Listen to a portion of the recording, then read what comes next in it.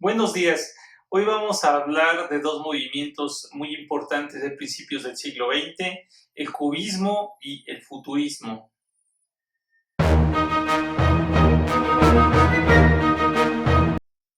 El primero de ellos, el cubismo, es un movimiento que surge en 1907.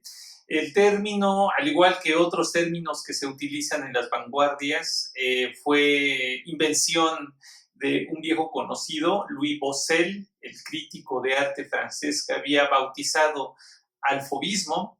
En esta ocasión, en 1908, se refirió a una exposición de Georges Braque, su compatriota, como bizarrerie cubique o extrañezas cúbicas, y de ahí su nombre, el cubismo. Cabe mencionar que Louis Bossuet lo dijo de manera despectiva. Este movimiento se caracterizó por sus composiciones fragmentadas o que estaban realizadas a partir de diferentes puntos de perspectiva en el que un objeto era visto como por todas sus partes al mismo tiempo.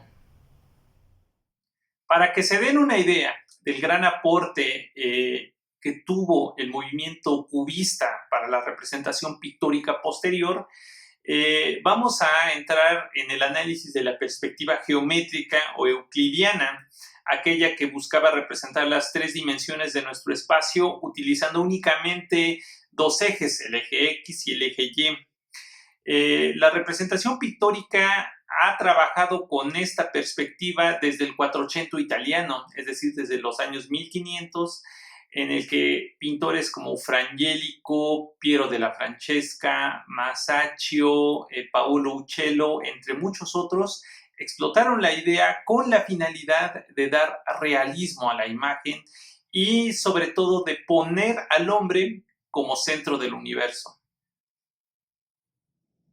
En este sentido, el cubismo, en su afán de renovar el arte, va a desmitificar la idea de la perspectiva geométrica, y Pablo Picasso, quien va a ser el representante máximo de este movimiento, va a decir que esta técnica heredada de hace siglos es una mentira porque un objeto tiene un número infinito de ángulos por el cual puede ser observado. Entonces debe de desplegarse para que el espectador lo contemple en todas sus partes. El cubismo se puede dividir en diferentes etapas. Como primera tenemos el protocubismo o el cubismo temprano, que se desarrolló entre 1907 y 1908. Dentro de este movimiento vemos un proceso de experimentación que va a ir desde el fauvismo en el caso de Georges Braque y con una tendencia desde el postimpresionismo en el caso de Pablo Picasso. Por ejemplo, encontramos Las señoritas de Aviñón de 1907 como una pintura representativa del movimiento. Esta va a estar cargada con una influencia del arte africano, que por aquellos tiempos está también como muy de moda, el arte exótico. En París llegan viajeros de todas partes y traen objetos de culturas exóticas como de África, de América Latina o de Oceanía. El viaducto del Estac, la pintura de Georges Braque, que va a marcar precisamente esa transición entre la explosión de color fauvista y este cubismo, digamos ya como más enfocado en formas geométricas, en simplificación de formas y en plastas de color. Después vamos a tener el cubismo analítico, que va a ser el primer, digamos, la primera etapa del movimiento ya como tal, con el apelativo. En 1908 hasta 1912 aproximadamente, tanto Georges Braque como Pablo Picasso van a experimentar a través de objetos fragmentados o superpuestos, y también el uso de tonos neutros. Cabe mencionar que también en esta primera etapa otros artistas van a experimentar con el ideal de desfragmentar un objeto a partir de todos sus ángulos. Entre ellos, el principal pintor que se va a unir a estos dos va a ser el español Juan Gris. quien va a tener como su mayor importancia en la siguiente etapa del cubismo. Sin embargo, aquí también podemos ver que tanto las pinturas como de Braque y Picasso suelen confundirse y incluso críticos van a dudar cuál pertenece a uno y cuál pertenece al otro. Después tenemos el cubismo sintético, que va a ser como la etapa ya más madura de este movimiento, que va a desarrollarse aproximadamente de 1912 a 1914. En ella ya está incluido Juan Gris como uno de los principales exponentes y la paleta de colores va a dejar de ser tan neutra y va a explorar colores brillantes. También va a abocarse a hacer, digamos, una sintetización de la figura representada tal como lo hacía, por ejemplo, Paul Cézanne. Aquí se va a ver mucho la influencia de Paul Cézanne, estas figuras geométricas. También se va a incluir dentro de una nueva forma de pintura el collage, que va a incluir afiches publicitarios, trozos de periódico, etiquetas de botellas, etcétera, para darle una mayor realidad y también inmediatez con lo cotidiano.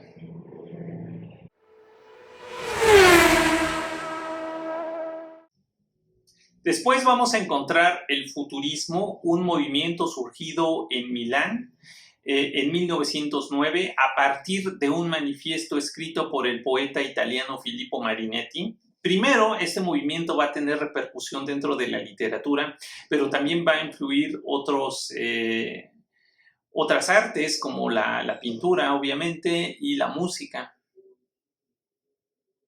Como la gran parte de las vanguardias de principios del siglo XX, la idea principal del futurismo es desterrar el ideal tradicionalista del arte, la institución cultural y museística, en un afán de renovación completa.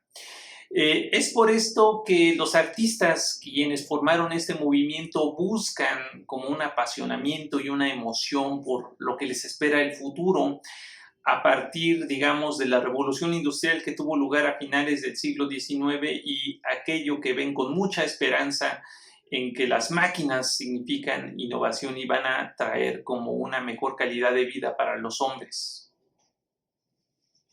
Entre sus intenciones artísticas se incluye el gusto por la velocidad, por la violencia o aquello que busque impactar al espectador.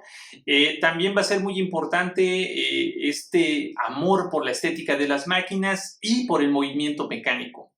También cabe mencionar, y muy importante punto, que Filippo Marinetti, dentro de su manifiesto futurista que fue publicado en 1909 dentro del periódico Le Figaro, menciona una exaltación nacionalista, es decir, hay una parte, por ejemplo, que dice que debemos de desterrar a Italia de todas las instituciones museísticas que la hacen lucir como un cementerio. Eso va a ser bien importante porque la propaganda fascista, que por aquellos años ya está en auge, de la mano de Benito Mussolini, va a incluir ciertas nociones de este movimiento y va a manchar, digamos, de alguna manera el aporte artístico, ya que el panfleto publicitario del futurismo va a formar parte del fascismo.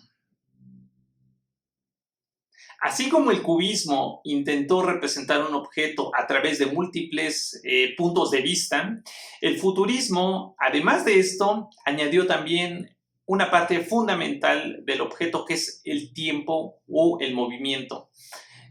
Para ellos esta va a ser una especie de cuarta dimensión y van a tratar de representar el tiempo dentro de sus obras, por lo cual también serán conocidos como el cubismo dinámico. Los objetos en movimiento dentro de estas pinturas fueron realizados a través de secuencias, a la manera de un caleidoscopio, y el uso del color se realizó de manera similar a realizar prismas, lo que no solamente daba volumen, sino que también permitía agilizar la composición. Entre sus principales exponentes encontramos a Umberto Boccioni, un artista que había estado en contacto con el arte francés, es influido por el puntillismo, principalmente de Seurat, y también por la simplificación geométrica de Paul Cézanne, quien previamente había influenciado de manera determinante el surgimiento del cubismo. Otro autor de este movimiento fue el pintor italiano Giacomo Balla. Él se va a interesar por los aspectos ópticos del movimiento, principalmente a través de la representación de personas o de animales en movimiento, a través de la luz penetrando un objeto determinado y también a través del movimiento de los automóviles. Nos encontramos también con el pintor italiano Luigi Russolo. Él se va a preocupar por representar el sonido a través de colores brillantes y de múltiples formas. Él va a ser músico de profesión y durante su carrera temprana también va a componer música y va a desarrollar una especie de artefactos a los que va a denominar instrumentos de ruido con la finalidad de expandir su visión estética. Sin embargo, lo más importante que nos dejó este artista va a ser su obra pictórica.